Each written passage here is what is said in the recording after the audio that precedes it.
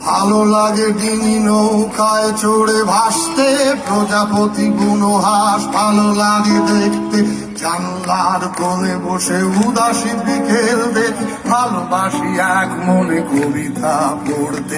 তবুও কিছুই যেন ভালো যে লাগে না কেন, উদাসী পথের মাঝে মন পড়ে থাকে যেন কোথায় রয়েছে ভাবি নেকিয়ে বিষাদ। তবুও